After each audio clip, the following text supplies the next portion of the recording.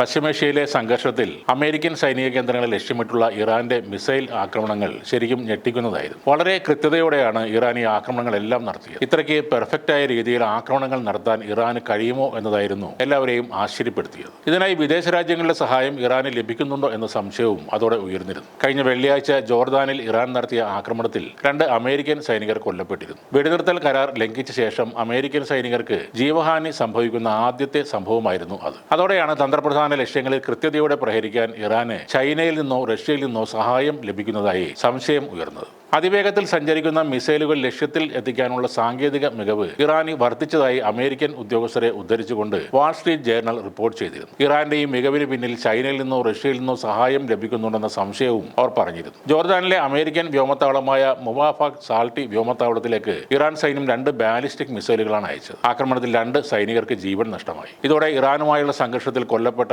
American സൈനികരുടെ എണ്ണം 16 ഉയരുകയും ചെയ്തു. ഇപ്പോൾ അമേരിക്കയുടെ രഹസ്യാന്വേഷണ ഉദ്യോഗസ്ഥർ അന്വേഷിക്കുന്നത് ഇറാന് റഷ്യയുടെ സഹായം സ്ഥിരമായി ലഭിക്കുന്നുണ്ടോ എന്ന കാര്യമാണ്. ഗൾഫ് മേഖലയിലെ CIA കേന്ദ്രങ്ങളെ ലക്ഷ്യമിടുന്നതിൽ ഇറാനെ സഹായിക്കുന്നതിനായി റഷ്യ അത്യാധുനിക ഡ്രോൺ സാങ്കേതിക വിദ്യയോ ലക്ഷ്യസ്ഥാനം സംബന്ധിച്ച വിവരങ്ങളോ നൽകിയിട്ടുണ്ടോ എന്ന് ഈ രഹസ്യാന്വേഷണ ഉദ്യോഗസ്ഥർ പരിശോധിക്കുന്നു എന്നാണ് റിപ്പോർട്ട്. ഈ ആക്രമണങ്ങളിൽ മോസ്കോയ്ക്ക് എന്തെങ്കിലും പങ്കുണ്ടോ എന്ന കാര്യത്തിൽ രഹസ്യാന്വേഷണ ഏജൻസികൾ ഇതുവരെ അന്തിമ നിഗമനത്തിൽ എത്തിയിട്ടില്ലെന്നും ഉദ്യോഗസ്ഥർ പറയുന്നു. എന്നിരുന്നാലും ആക്രമണങ്ങളുടെ കൃത്യതയും ഫലപ്രാപ്തിയും ഒപ്പം ഇറാനുമായുള്ള റഷ്യയുടെ വിപുലമായ സാങ്കേതിക സഹകരണവും റഷ്യയുടെ പങ്കാളിത്തം സംബന്ധിച്ച സംശയങ്ങൾക്ക് വഴിവെച്ചിട്ടുണ്ടെന്നാണ് അവർ പറയുന്നത്. ഗൾഫിലെ അമേരിക്കൻ കേന്ദ്രങ്ങൾക്ക് നേരെ ഇറാൻ നടത്തിയ ആക്രമണങ്ങൾക്ക് റഷ്യയുടെ പിന്തുണയുണ്ടായിരുന്ന കാര്യം അമേരിക്കൻ ഉദ്യോഗസ്ഥർ നേരത്തെ സമ്മതിച്ചിരുന്നതായി റോയിട്ടേഴ്സ് റിപ്പോർട്ട് ചെയ്തിരുന്നു. കഴിഞ്ഞ മാർച്ച് മാസത്തിൽ ഇറാനിയൻ ഡ്രോണുകൾ CIA-യുമായി ബന്ധമുള്ള കുറഞ്ഞത് 2 കേന്ദ്രങ്ങളിലെങ്കിലും ആക്രമണം നടത്തിയിരുന്നു. സൗദി അറേബ്യയിലെ റിയാദിലുള്ള അമേരിക്കൻ എംബസി വളപ്പിനുള്ളിലെ CIA കേന്ദ്രമായിരുന്നു അതിൽ ഒരെണ്ണം. മറ്റൊരെണ്ണം കിഴക്കൻ ഇറാഖിലായിരുന്നു സ്ഥിതി ചെയ്തിരുന്നത്. CIA-യുടെ മറ്റ് കേന്ദ്രങ്ങളിലും ആക്രമണം നടന്നിട്ടുണ്ടാകുമെന്നും എന്നാൽ ഈ കേന്ദ്രങ്ങളുടെ അതീവ സുരക്ഷാ പ്രാധാന്യം കണക്കിലെടുത്ത് കൂടുതൽ വിവരങ്ങൾ